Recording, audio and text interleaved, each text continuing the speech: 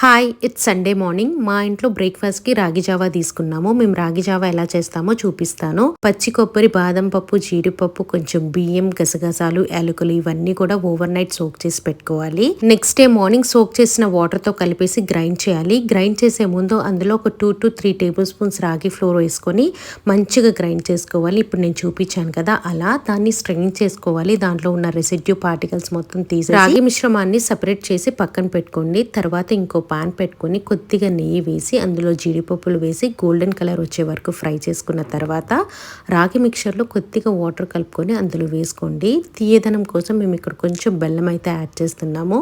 Lumps లేకుండా తిప్పుతూనే ఉండాలి. మంచిగా థిక్ అయిన తర్వాత కొద్దిగా పాలు వేసుకొని ఒక 2 minutes సిమ్లో ఉంచేసిన తర్వాత ఆఫ్ చేసేయడమే.